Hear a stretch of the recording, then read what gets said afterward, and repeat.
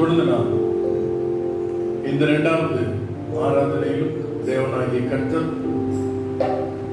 மகிமைப்படும்படியாக, தேவன் பெரிய காரியங்களை செய்யும்படியாக நாம் பாடல்களை பாடி தேவனை மகிமைப்படுத்தலாம். உம்மை பாடாமல் யாரை நான் பாடுவேன், உம்மை துதிக்காமல் யாரை நான் துதிப்பேன். தேவனை துதித்து பாடும்படியான நல்ல வாய்ப்பை கர்த்தர் நமக்கு தந்திருக்கிறார். கரங்களை பற்றி நாம் பாடி தேவனை மகிமைப்படுத்துவோம்.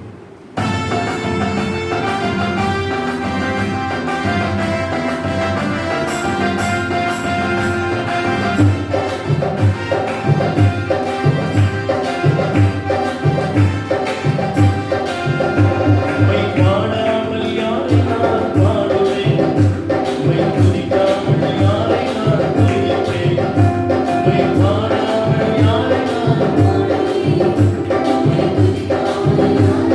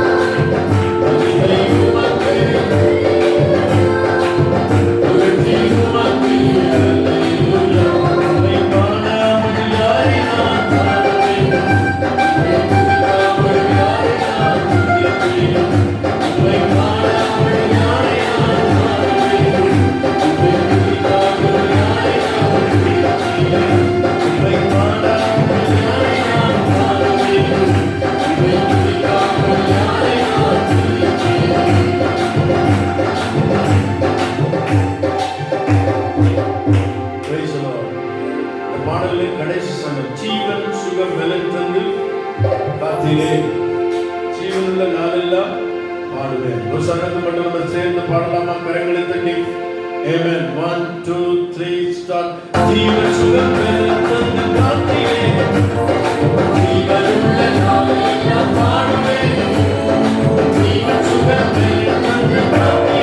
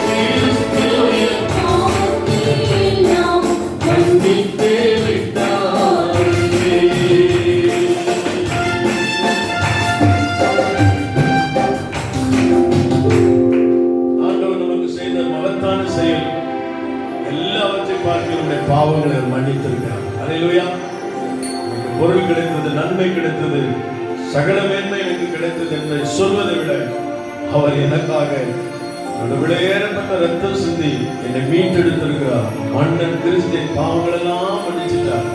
அதுதான் மிகப்பெரிய சந்தோஷமான ஒரு செய்தி. ஆகவே இந்த பாடல் இன்னொரு வரியை கூட திரும்ப நான் பாட போகிறேன். அல்லேலூயா. வெண்ணங்கி பொன்முடி வாத்தியம் மேல் வீட்டில் ஜெயக்குடியுடனே மண்ணுலகில் வந்து மின்னுலகில் சென்ற மன்னனை ஸ்தோத்தரிப்போம். அல்லேலூயா. எத்தனை ஒரு மேலான வாழ்வுக்காக தேவன் நம்மை தேர்வு செய்திருக்கிறார். அந்த நிச்சயத்தோடு இந்த கடைசி சன்னதம் எல்லாரும் சேர்ந்து பாடலாமா? அல்லேலூயா. Thank you Jesus. வெண்ணங்கி பொன்முடி வாத்தியம் மேல் வீட்டில் ஜெயக்குடியுடனே. கரங்களை தட்டி ஆமென்.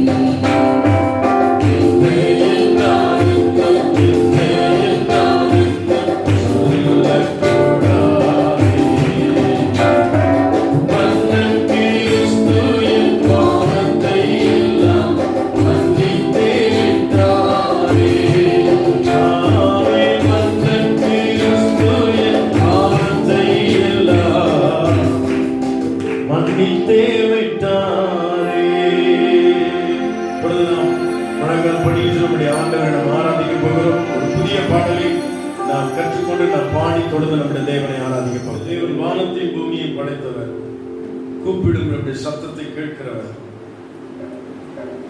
அவருடைய முகத்தை இந்த பக்தர் சொல்றார், பார்க்கணும், அவருடைய சத்தத்தை கேட்கணும், அவருடைய தொடுதலை நாம் உணரணும். பேசலாம். இதுதான் ஆராதனுடைய மிக முக்கியமான நேரம். அவருடைய சத்தத்தை கேட்க போகிறோம். அவரை நம்ம அவருடைய மகிமை பிரசன்னத்தை பார்க்க போகிறோம். அவருடைய தொடுதலை நாம் உணர போகிறோம். அல்லேலூயா. இந்த பாடலை பாடி ஆண்டவரை மகிமைப்படுத்தலாம். வானத்தையும் பூமியையும் படைத்தவரே, கூப்பிடும் என் சத்தம் கேட்பவரே. வானத்தையும் பூமியையும் படைத்தவரே, கூப்பிடும் என் சத்தம் கேட்பவரே. உம்மை நான் பார்க்கணும், உம் சத்தம் கேட்கணும்.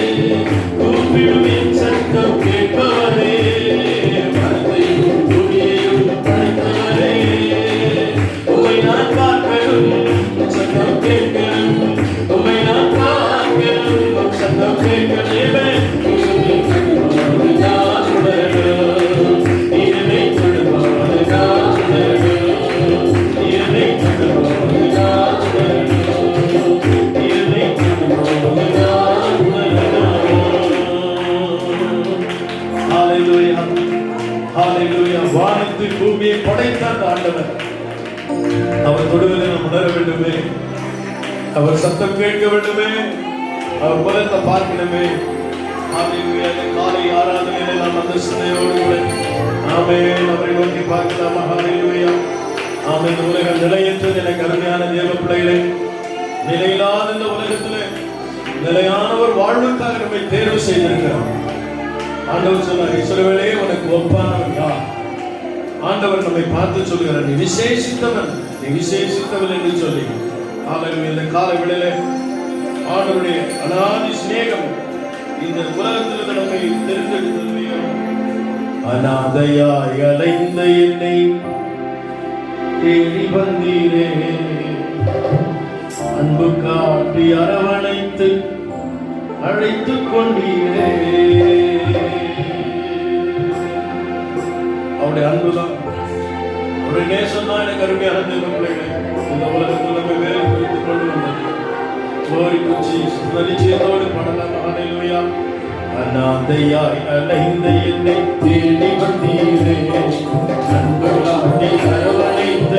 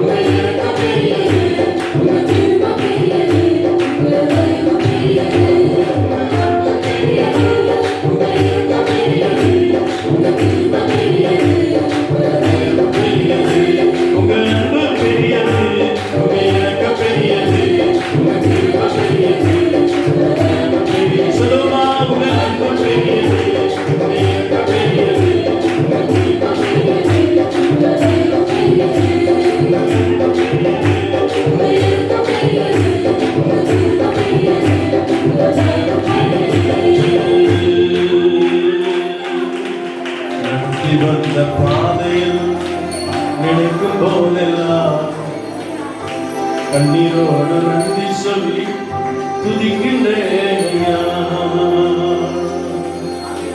கடந்து வராத பாதைகள், கால்பட்டிராத இடங்களுக்கு நம்மை அழைத்து வந்தார். இந்த சூழ்நிலை எதுவாய் மாறும் என்று எண்ணி எத்தனையோ சூழ்நிலை கடக்க வைத்திருக்கிறார் ஆண்டவர். கிறிஸ்துவ வாழ்க்கை வெற்றி பெறுவதல்ல, கிறிஸ்துவ வாழ்க்கையில இருக்கிற மாபெரும் ரகசியம் சுதந்திரித்துக் கொள்வது. ஹalleluya. கர்த்தர் சுதந்திரித்துக் கொள்ளும்படியாய் உங்களை என்னை அழைத்து வந்திருக்கிறார். ஹalleluya. Thank you Lord. நன்றி ஆண்டவரே, நன்றி ஆண்டவரே. ஹalleluya. வேதம் சொல்கிறது, தாவீது எல்லாவற்றையும் இழந்த போது அதை திருப்பிக் கொள்வாய் என்று ஆண்டவர் சொன்னார். ஆபிரகாம் எல்லாவற்றையும் லோத் இழந்து போன போது ஆபிரகாம் திருப்பிக் கொண்டு வந்தான் எழுதப்பட்டிருக்கிறது. சுதந்திரிக்கும்படியாகவே எகிப்தின் அடிமைத்தனத்திலிருந்து கானான் தேசத்திற்கு வாக்குத்தத்தத்தின் பூமியை சுதந்திரிப்பதற்காக அழைத்து வந்த தேவன் உங்களை என்னை ரட்சித்ததின் நோக்கமே தேவன் நமக்கென்று வைத்திருக்கிற நன்மைகளை சுதந்திரித்துக் கொள்ளும்படியாக. Glory, hallelujah, hallelujah, amen, amen, amen, amen, amen.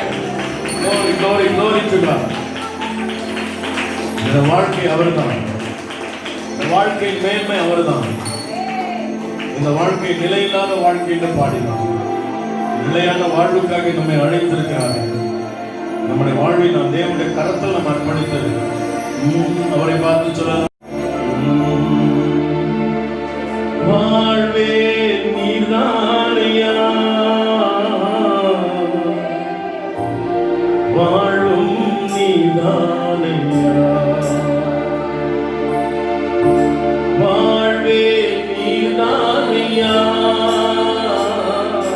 வாழும் நீதானையா, என் இயேசுவே, என் ஜீவனே, என் ஜீவன்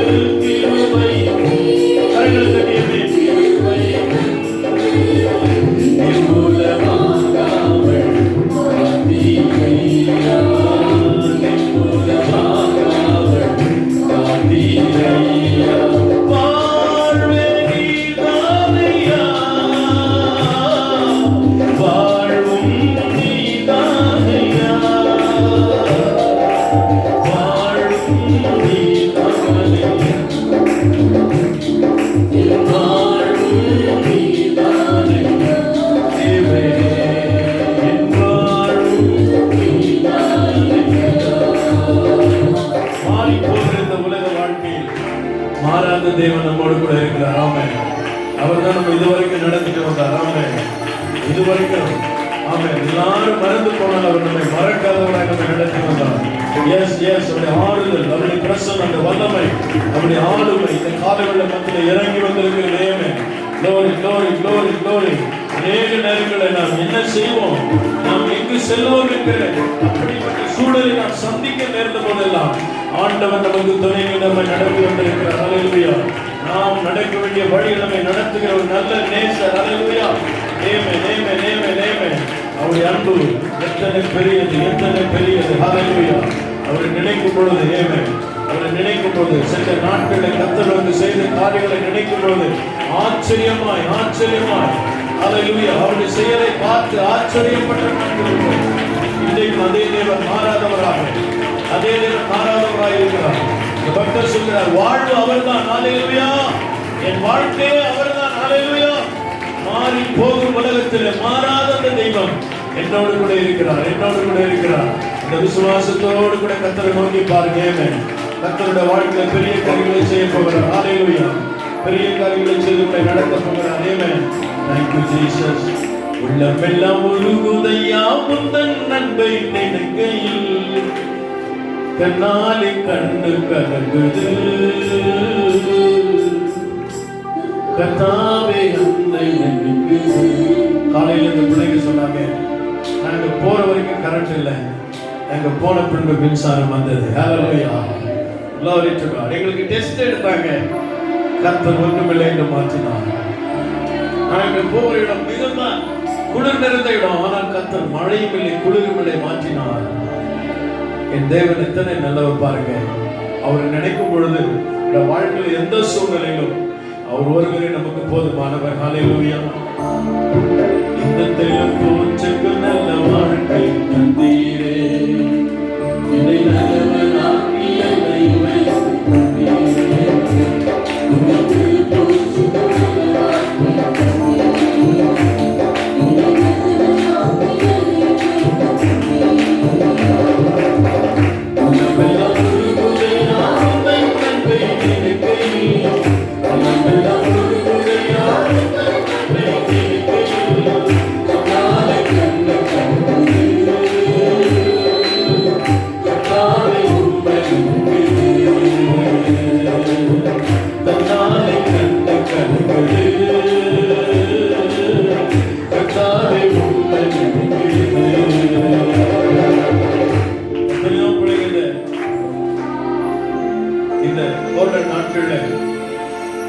அநேகருக்கு ஃபீவர் வந்தது, பலவீனம் தாங்கினது, சோர்ந்து போன பிள்ளைகள் உண்டு, மனப்பதிரி பயந்து போன நேரங்கள் உண்டு. ஆனா அவரை நினைச்சு பாருங்களேன், எத்தனை அற்புதமா ஒரு சேதம் இல்லாமல் நம்மை பாதுகாத்திருக்கிறார். ஹல்லேலூயா. கருவில்ல நாதையானே தெருவினில் நான் கிடந்தேன், கருவில்ல நாதையானே தெருவினில் நான் கிடந்தேன், அருகினில் வந்து என்னை அழைத்த அன்பு தெய்வமே, அருகினில் வந்து என்னை அழைத்த அன்பு தெய்வமே, உந்தனின் அன்பை நான் என்னவென்று சொல்லுவேன், உந்தனின் அன்பை நான் என்னவென்று சொல்லுவேன், அற்புதமே அதிசயமே உண்மை நான் இந்த மனவே, அற்புதமே அதிசயமே உண்மை நான் இந்த மனவே. இந்த தெரு பொருட்சுக்கு நல்ல வாழ்க்கை இதை நல்லவனாக்கி என்னை வைத்தீரே. இந்த தெரு பொருட்சுக்கு நல்ல வாழ்க்கை இதை நல்லவனாக்கி என்னை வைத்தீரே. உள்ளமெல்லாம் உருகுதையா உந்தன் அன்பை நினைக்கையில் நாளை கண்டு கண்களே கர்த்தாவே உம்மை நினைக்கிறேன். இதை செய்த நன்மைகள் அப்பா கர்த்தாவே கண்டு கண்களே கர்த்தாவே உம்மை நினைக்கிறேன். தேற்றிட ஒருவர் இல்லை, ஆற்றிட யாரும் இல்லை, தூற்றிட பலரும் உண்டு, சேற்றை வீசும் மனிதர் உண்டு, தூற்றிட பலரும் உண்டு, சேற்றை வீசும் மனிதர் உண்டு, ஏற்றிடும் என் விளக்கை தேற்றும் எந்த தெய்வமே, ஏற்றிடும் என் விளக்கை தேற்றும் எந்த தெய்வமே, சற்பரனே பொற்பரனே உம்மை நான் என்று துதிப்பேன். இந்த உலகத்தில் எல்லாரும் நம்மை பேசலாம். ஆமென். glory. ஆற்றுவதற்கு தேற்றுவதற்கு ஆள் இல்லாமல் இருக்கலாம், தூற்றிட பலர் நமக்கு விரோதமாக எழும்பலாம். ஆனா என்னை நேசித்த ஒரு ஆண்டவர், என்னை அன்பு வைத்திருக்கிற ஆண்டவர், இந்த உலகத்தில் என்னை வேறு பிரித்த ஆண்டவர், எனக்காக என்னோடு வாழ்ந்து கொண்டிருக்கிற ஆண்டவர், அந்த விண்ணை விட்டு மண்ணுக்கு இறங்கி வந்த அந்த ஆண்டவர், அவர் என்னோடு கூட இருக்கிறார். அவர் நிச்சயமாய் வாழ்க்கையில் அற்புதங்களை செய்வார். ஹல்லேலூயா. தேற்றிட ஒருவர் இல்லை, ஆற்றிட யாரும் இல்லை, தேற்றிட ஒருவர் இல்லை, ஆற்றிட யாரும் இல்லை, தூற்றிட பலர் உண்டு, சேற்றை வீசும் மனிதர் உண்டு, தூற்றிட பலர் உண்டு, சேற்றை வீசும் மனிதர் உண்டு, ஏற்றிடும் என் விளக்கை எந்த அன்பு தெய்வமே, ஏற்றிடும் என் விளக்கை தேற்றும் அன்பு தெய்வமே, பரனே பரனே உம்மை நான் என்று துதிப்பேன், பரனே பரனே உம்மை நான் துதிப்பேன்.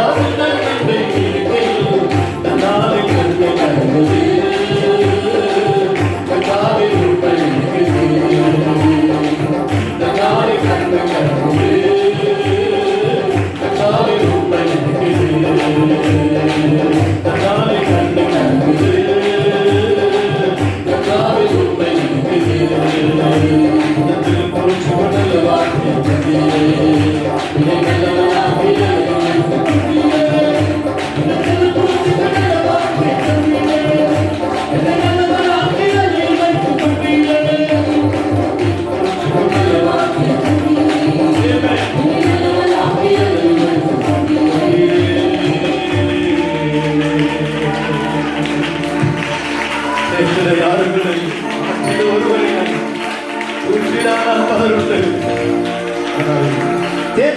ஏற்றிடும் என் விளக்கை எந்த நன்மை தெய்வமே. ஆமென் சொன்னார். கர்த்தர் எனக்காக ஆமென் ஒரு விளக்கை ஏற்றுவார் என்று சொன்னார்.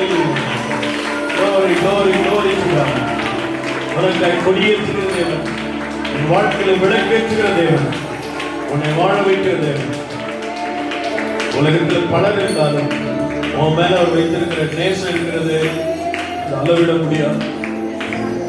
இடத்துல வந்திருக்க ஒவ்வொரு பிள்ளைகள் மேல அவர் வைத்திருக்கிற அன்பு அது அளவிட முடியாது, அது அளந்து பார்க்கவே முடியாது. அத்தனை பெரிய அன்பு நம்ம மேல வைத்திருக்கிறார். தேவன் நம்மை குறித்து அநேக திட்டங்களை வைத்திருக்கிறார். நம் கண்ணுக்கு புலப்படாத எத்தனையோ சத்துருக்களை நாம் அறியாதவன் நம்மை அவர் மடங்கடித்து போட்டிருக்கிறார். சில பிரச்சனைகளை மட்டும் நாம் பார்க்கிறோம், அநேக தீமைக்கு தேவன் நம்மை விலக்கி பாதுகாத்திருக்கிறார். ஏன் தெரியுமா? அவர் உங்களை மீட்டெடுத்திருக்கிறார். சுய ரத்தத்தினால சம்பாதித்த என் சபை என்று சொல்கிறார். அவர் மீட்டுக் கொண்ட அவருடைய ஜனத்தின் மேல் அவருடைய நேசம் குறையவில்லை. ஹல்லேலூயா. அவருடைய அன்பு குறையவில்லை. ஹல்லேலூயா.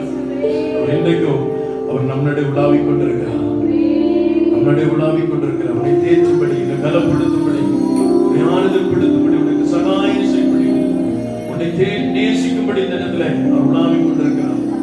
ஆராதனை முழுவதும் அவருடைய பிரசன்னம் நிறைந்திருக்கிறது. ஆராதனை தலைவராக ஆண்டவர் இந்த இடத்துல அசைவாடி கொண்டிருக்கிறார். இருதயத்தை ஊற்றி ஆராதிக்கிற பிள்ளைகள் நடுவே அவர் இடைப்பட்டுக் கொண்டிருக்கிறார். உனக்காக யாவற்றையும் செய்து முடிக்கிற தேவன். இதுவரைக்கும் செய்தாரே, அவர் இனிமேல் அவர் செய்ய வந்தவர்.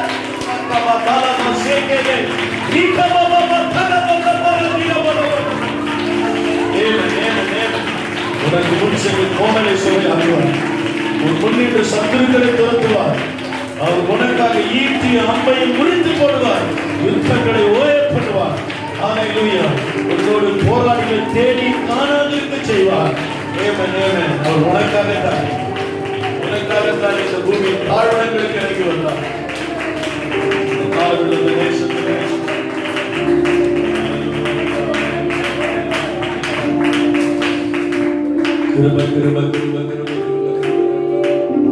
சொல்லலாமே, நீங்க நான் ஏதாவது செய்யணும் என்று எதிர்பார்த்து காத்திருக்கிறோம். பக்தர் சொன்ன ஒரு எதிர்பார்ப்பு, ஆண்டவரே என் பிசினஸ்ல, என்னுடைய எஜுகேஷன்ல, படிப்புல, என்னுடைய குடும்பத்துல, என்னுடைய ஊழியத்துல பல சூழ்நிலைகளை நாம் சந்தித்துக் கொண்டிருந்தாலும் பக்தர் சொன்ன, நீங்க தான் ஏதாச்சும் செய்யணும் ஆண்டவரே. என் எதிர்பார்ப்பெல்லாம் நீங்க தான்ப்பா.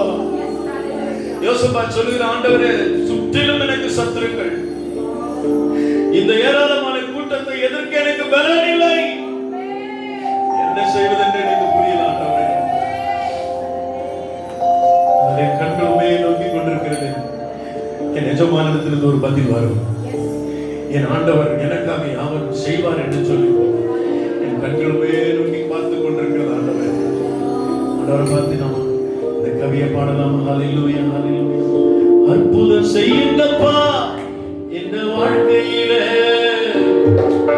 உம்மைத்தான் நம்பி இருக்கோம் இயேசுப்பா. அற்புதம் செய்யுங்கப்பா உங்க வாழ்க்கையில, உம்மைத்தான் நம்பி இருக்கோம் இயேசுப்பா. உம்மைத்தான் நம்பி இருக்கீரோ, உம்மையன்றி யாரும் இல்லையப்பா.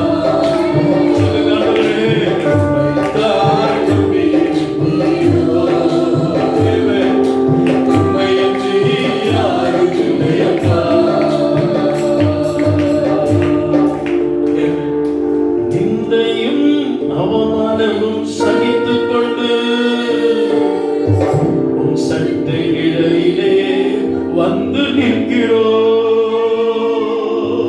நமக்கு ஒரு தஞ்சம் அவர்தான் இல்லையா?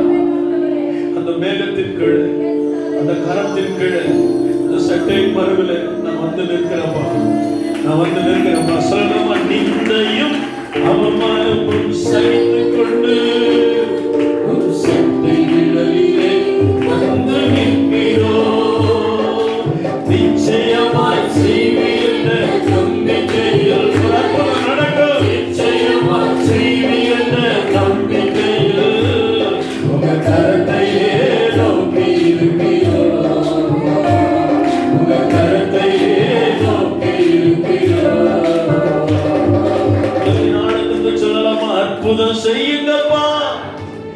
எங்க வாழ்க்கையில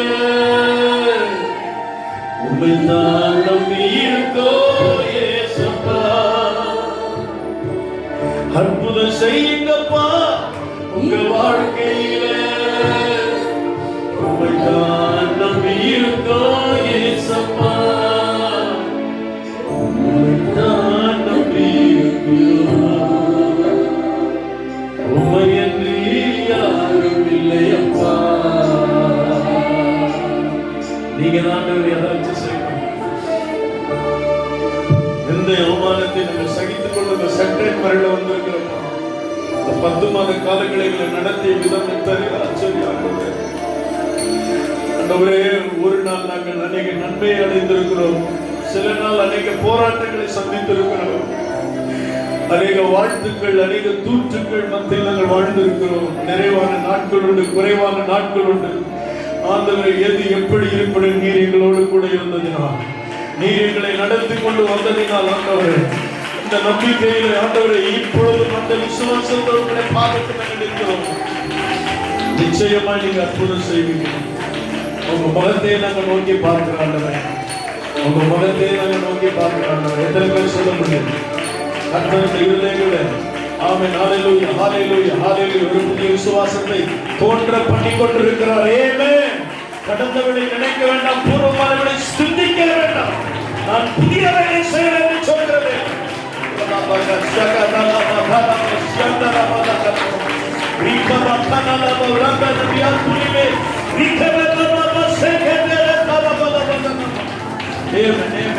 தொழில் பிசினஸ்ல பிள்ளைகளுடைய வாலிப நாட்களில், வருங்காலத்தில், எதிர்காலத்தில், குடும்ப வாழ்க்கையில, சரீர பலவீனங்களில், ஊழிய பாதையில் கர்த்தர் ஒரு பெரிய மாற்றத்தை நிச்சயம் செய்வார்.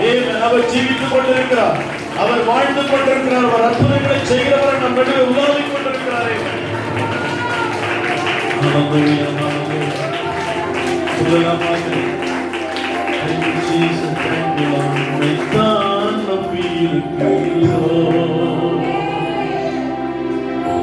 உம்மையன்றி அறிவில்லை அப்பா. நான் உம்மை தேடுவேன், நான் முழுதும் நான் உம்மை சேவிப்பேன்.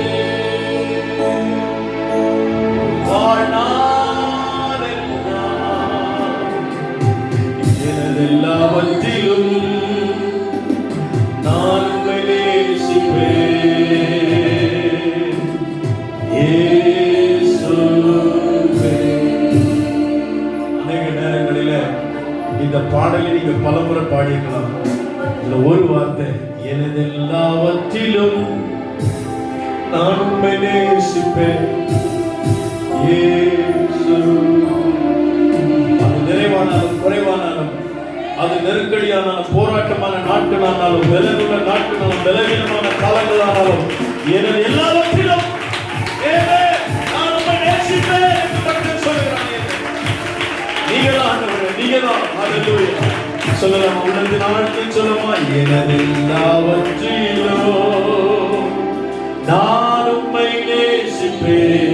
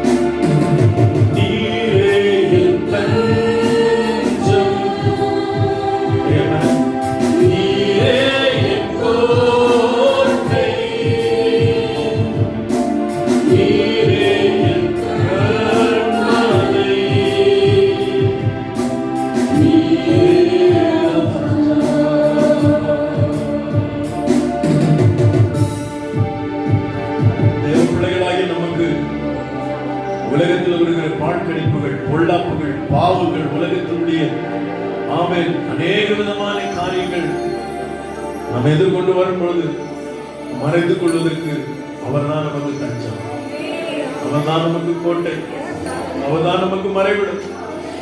கோட்டையிலே ஆட்சி செய்த அரசனாகிய தாவீதுக்கு அந்த கோட்டை அல்ல, நீங்க தான் என்னுடைய கோட்டை என்று சொன்னானே. கேடயத்தின் துருவத்தை பயன்படுத்தினவன் நீங்க தான் என்னுடைய துருகம், என்னுடைய கேடயம் என்று சொன்னானே. எத்தனை ஆயுதங்கள், எத்தனை ஆயுததாரிகள், எத்தனை போர் வீரர்கள் இருந்த போது ஆண்டவரே நீங்க தான் எனக்கு அடைக்கலம் என்று சொன்னார். அந்த தேவனை நம்ம ஆராதனை செய்யணும். இந்த காலம் அவரை நோக்கி பாருங்க. இந்த 10 மாத நாட்களா இவ்வளவு நடத்தி வந்திருக்கிறாரம்மா. எவ்வளவு உங்களுக்கு மேல நேசம் வச்சதுனால உங்களை நடத்தி வந்திருக்கிறார்.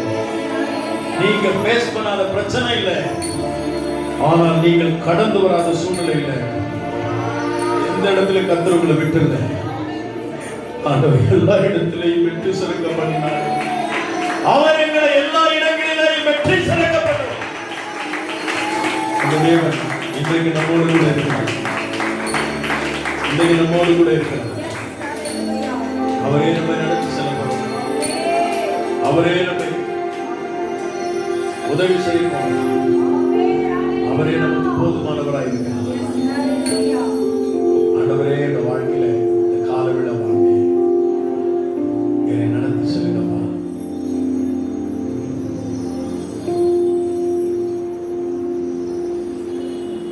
வானத்தையும் பூமியையும் படைத்தவரே, கூப்பிடும் என் சத்தம் கேட்பவரே,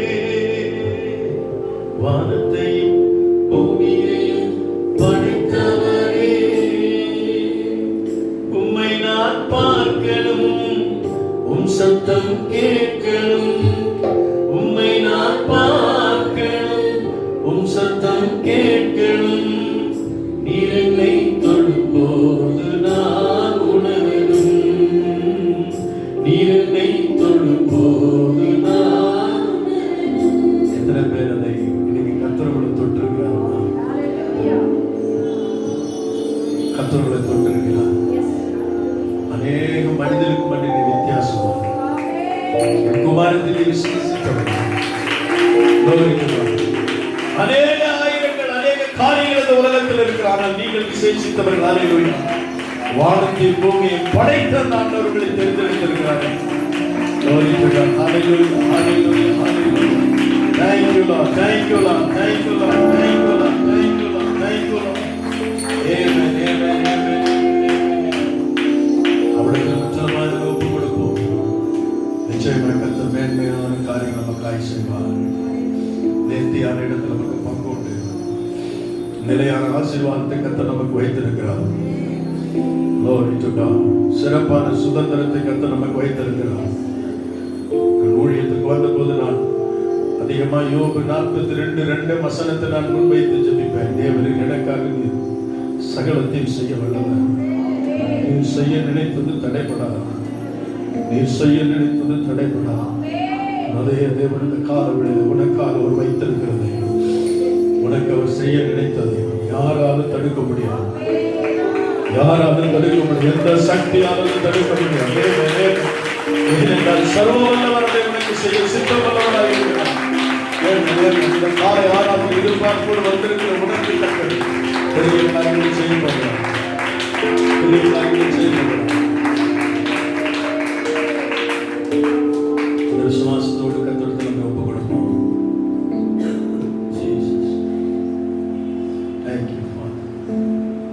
நன்றி ஆண்டவரே, நன்றி தகப்பனே.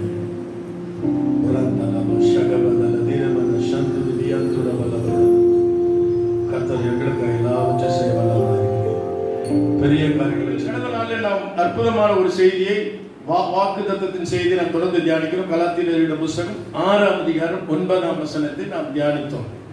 ஆண்டவர் நன்மை செய்கிறதுல சோர்ந்து போகாமல் இருப்போமாக. நாம் தளர்ந்து போகாதிருந்தால் ஏற்ற காலத்தில் என்ன செய்வோம்?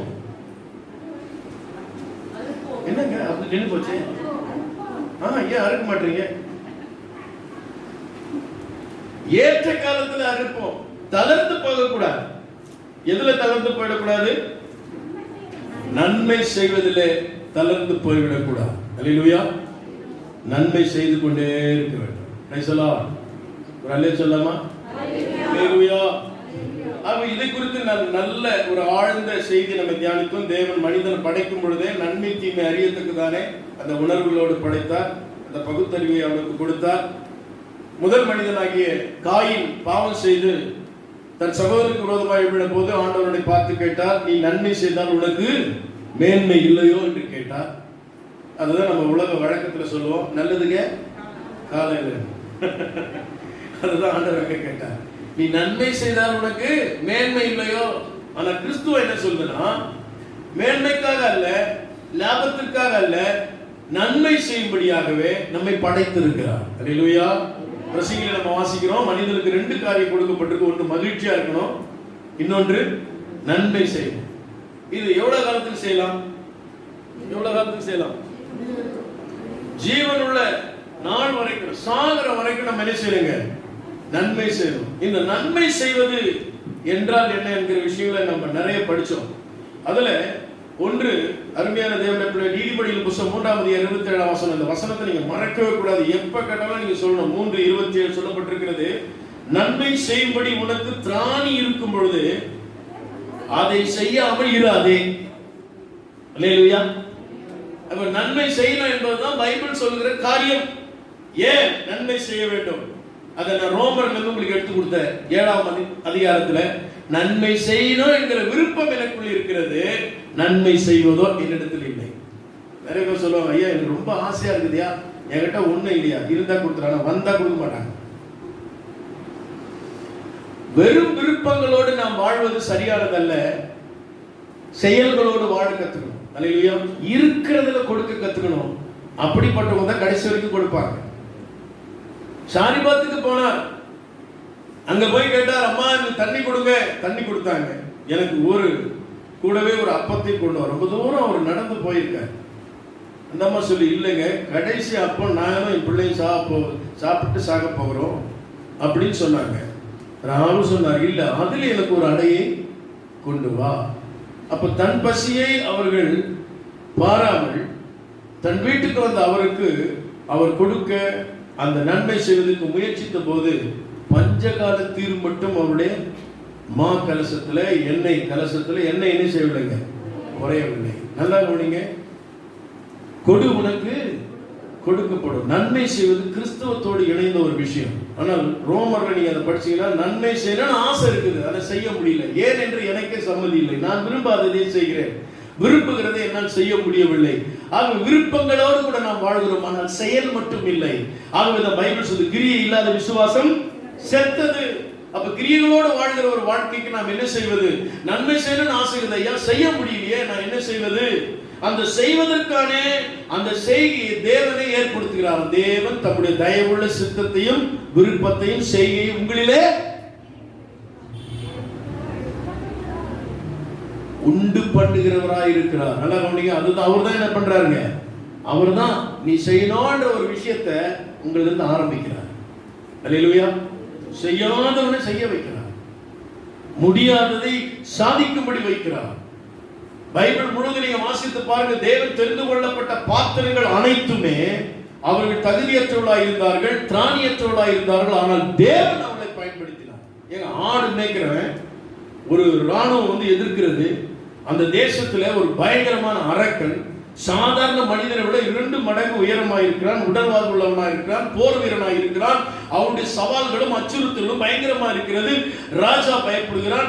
அந்த இஸ்ரவேல் முழு படையும் அச்சுறுத்தலுக்கு பயப்படுகிறான். ஒரு இளைஞன், தகுதி இல்லாத, அந்த சோல்ஜர் என்ற அந்த வார்த்தைக்கு இடமில்லாத ஒருவன் அந்த அரக்கனை எதிர்க்க திராணி வந்தது. எப்படி தெரியுமா? அதுதான் தேவன் உண்டு பண்றது. அல்லேலூயா. தகுதி இல்லாதவனை தகுதிப்படுத்துகிறார். அல்லேலூயா. உனக்கு தேவன் அந்த திராணியை ஏற்படுத்தி அங்க ஒரு மாபெரும் காரியத்தை ஆண்டவர் தாவீதை கொண்டு செய்தது நாம் வேதத்தில் வாசிக்கிறோம். எனக்கு அருமையான தேவனுடைய ஜனமே, செய்கையை உங்களில் உண்டு பண்ணுகிற தேவன் உங்களுக்குள்ள வர வேண்டும். அல்லேலூயா. நீட்டாத கையை நீட்ட வைக்கிறவர் அவர் தான் இல்லையா? சூம்பில கை உள்ளவனா என்ன செஞ்சாருங்க? நீட்ட வச்சார். கொடுக்காத கையை என்ன செய்வாருங்க? கொடுக்க வைப்பார். அல்லேலூயா. தேவன் செய்வார். விருப்பங்களோடு வாழாதீர்கள், செயல்களோடு வாழுங்கள். செய்து பாருங்கள், கஷ்டத்துல செய்து பாருங்கள், கர்த்தர் உங்களை ஆசீர்வதிப்பார். பைபிள்ல ஒரு சபை குறித்து பைபிள் அதான் சொல்லுது, அந்த சபை அவளுக்கு திராணியே இல்லையா. என்ன சபைங்க?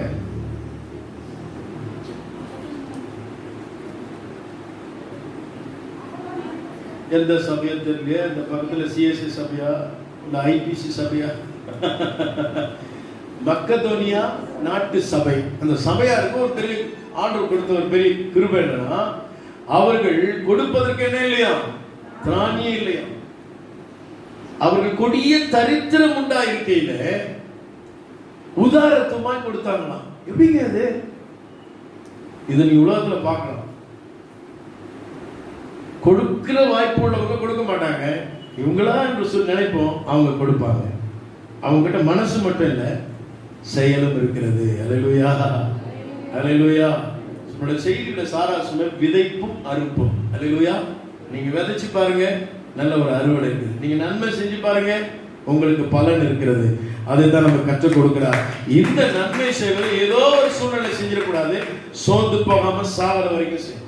சோ இப்ப முடியாதது எப்படி செய்வது? நமக்குள்ள வாசமா இருக்கிற ஒரு பிரமாணம். அந்த பிரமாணம் என்ன செய்யுதுன்னா, நீ இவ்வளவுதான் செய்யணும், நீ இது செய்யக்கூடாது, அது கணக்கு பார்க்க வைக்கிறது. இது கர்த்தருடைய பிள்ளையை நம்மை மாற்ற விடுகிறது இல்லை. ஆனால் இதை செய்வதற்கு ஒரு வழி இருக்கிறது. பைபிள் சொல்ற அப்போஸ்தலர் 19 வாசிக்கிறோம், நம்முடைய ஆண்டவர், நம்முடைய இரட்சகர், நம்மை மீட்க வந்த தெய்வமாக இயேசு கிறிஸ்து நன்மை செய்கிறவராகவே சுற்றித் திரிந்தார். நன்மை செய்வதோ என்னிடத்தில் இல்லை, ஆனால் நன்மை செய்ய வேண்டிய விருப்பம் இருக்கிறது. விருப்பத்தோடு வாழ்ந்து எனக்குள்ள நன்மை செய்கிற இயேசு உள்ள வந்ததுனால இப்ப நான் நன்மை செய்கிறவனாய் மாற்றப்பட்டிருக்கிறேன். கைகளை தட்டி சோதனை பண்ணலாமா? நம்முடைய தேசத்திலே நம்முடைய முன்னோர்கள், நம்முடைய மிஷனரிமார்கள், இக்காலத்தில் இருக்கிற ஏராளமான பரிசுத்தவான்கள் நன்மை செய்கிறதுனாலதான் சபை வளர்கிறது, ஊழியங்கள் வளர்கிறது, சமுதாயத்தில் நல்ல பணிகள் நடக்கிறது. எனக்கு அருமையான தேவனுடைய பிள்ளைகளே, நன்மை செய்வதை தடுக்கும் சக்திகள் இந்த தேசத்தில் எழும்பியிருக்கிறது. ஆனாலும் அதையும் கடந்து நன்மை செய்கிற பிள்ளைகளை கர்த்தர் எழுப்பி செய்து கொண்டே இருக்கிறார். அதற்காக நான் கர்த்தரை ஸ்தோத்திரிக்கிறேன். அருமையான தேவனுடைய பிள்ளைகளே, ஆகவே இதுவரைக்கும் நம்ம பார்த்தோம் இல்லையா? ஆண்டவர் நமக்கு நன்மை செய்ய வைப்பார். அவர் தான் செய்கைய விருப்பத்தை நமக்குள்ள உண்டு பண்றவர். அல்லேலூயா. எப்படிதான் தெரியலங்க, நான் ஒண்ணுமே செய்ய மாட்டேன், இப்ப நான் செய்யறேன். அது ஆண்டவர் உண்டு பண்ணியிருக்கிறார். நான் மன்னிக்கவே மாட்டேன், எனக்கு ரொம்ப கோபம் வரும், இப்ப நான் மன்னிக்கிறேன். அது ஆண்டவர் உண்டு பண்ணியிருக்கிறார். எனக்குள்ளே கிரியை நடப்பிக்கிற ஒருவருக்கு நான் இடம் அளித்திருக்கிறேன், அவர் எனக்குள்ளே கிரியை செய்கிறார். நான் என்னுடைய வாழ்க்கை என் ராஜ்யம் என்று நினைத்தேன், உம்முடைய ராஜ்யம் வருவதாக என்று அவரை ஆளுமைக்கு எனக்குள்ள அழைத்தேன். அவருடைய ராஜ்யம் எனக்குள்ள வந்துகிறது, அவரே எனக்குள்ள ஆளுகை செய்கிறார். அல்லேலூயா. அதுதான் இயேசு நமக்கு சொல்லிக் கொடுத்திருக்கிறார். கிறிஸ்துவும் அதான் சொல்லிக் கொடுக்கிறது, நீங்க நன்மை செய்யுங்க. அல்லேலூயா. அப்படியே கையை பின்னாடி இழுத்துறாதீங்க. யாரோ ஒருத்தர் வந்து உங்களுக்கு ஹெல்ப் கேட்கறாங்க, என்ன செய்யுங்க? கொடுங்க. இந்த வசனத்தை திரும்ப திரும்ப நீதிமொழிகள் 3:17 மறுபடியும் வாசிங்க. 27 3:27 செய்திக்குள்ள நம்ம பார்ப்போம். நன்மை செய்யும்படி திராணி இருக்கும்போது அது செய்யத்தக்கவர்களுக்கு செய்யாமல் இருக்கிறார்கள். இந்த திராணி இருக்கும் பொழுது அதோட மீனிங் என்னங்க? திராணி இருக்கும் பொழுது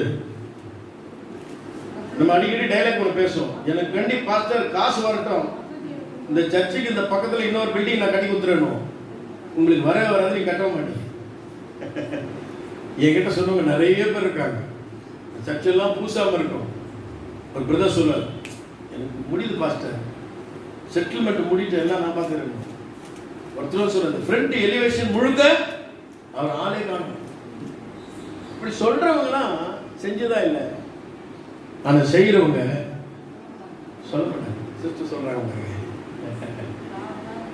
ஆகவே நம்முடைய லைஃப்ல இந்த புதிய மாதத்துல நமக்கு தான் வாக்கு பண்ணணும். இதுவரைக்கும் நன்மை செய்யாத நீங்க நன்மை செய்ய துவங்குங்க. கர்த்தர் உங்களை கூட பெரிய காரியங்களை செய்ய போறார். அல்லேலூயா.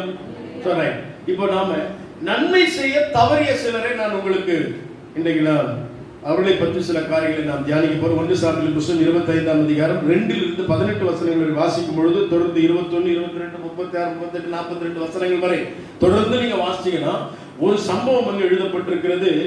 மாகோனிலே ஒரு மனிதன் வசித்தார்.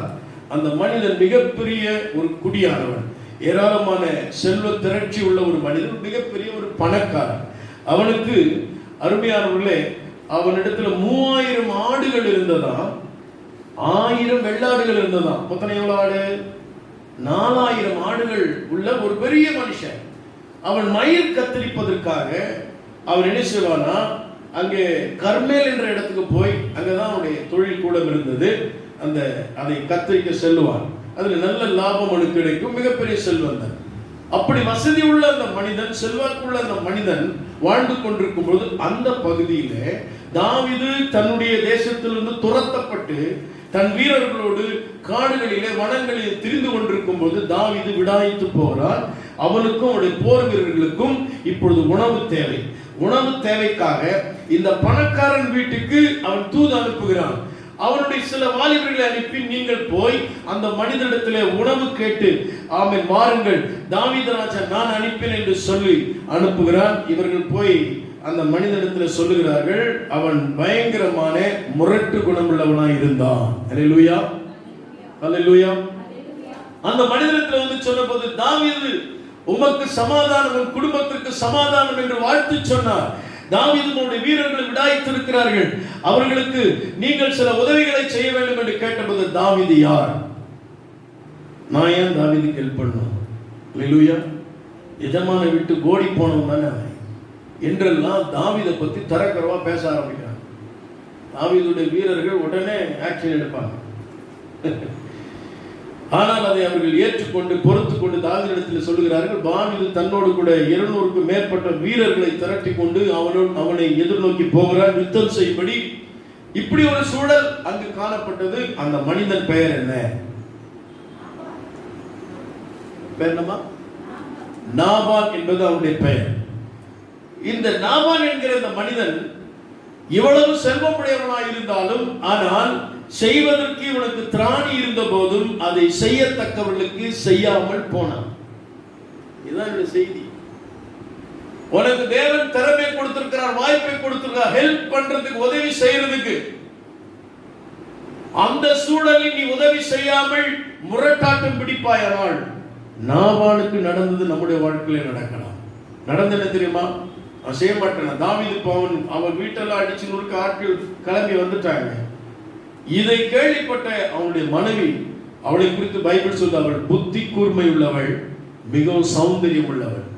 அந்த அழகான பெண், அறிவாளியான அந்த பெண் என்ன செய்தாள்னா, உடனடியாக தன் வீட்டில் இருக்க 200க்கும் மேற்பட்ட அப்பங்களையும் திராட்சை வத்தல்களையும் அத்தி அடைகளையும், அவளுக்கு என்ன செய்யறான், திராட்சை ரசத்தையும் அநேக உணவுப் பொருட்களை எடுத்துக்கொண்டு கழுதின் மேல் சேணம் வைத்து எதிர்கொண்டு வந்து தாவீதினிடத்துல அவள் தாழ விழுந்து பணிந்து வணங்கி, ராஜாவே, இந்த மனிதன் பேரியாளின் மனிதன், அவனுடைய செய்கையை பார்த்து நீங்கள் என்ன செய்ய வேண்டாம், வருத்தப்பட வேண்டாம், தயவாய் நீங்கள் இதை ஏற்றுக்கொள்ளுங்கள் என்று சொல்லி தன் புருஷன் மேல் இருக்கிற கோபத்தை மாற்றும்படியாக அவள் தான் ராஜாவிடத்திலே கேட்டபோது, தாவீது அவள் கொடுத்த அந்த உதவிகளை பெற்றுக்கொண்டு அவளுக்கு ஒரு தீங்கும் செய்ய மாட்டேன் என்று அனுப்பி வைக்கிறார்.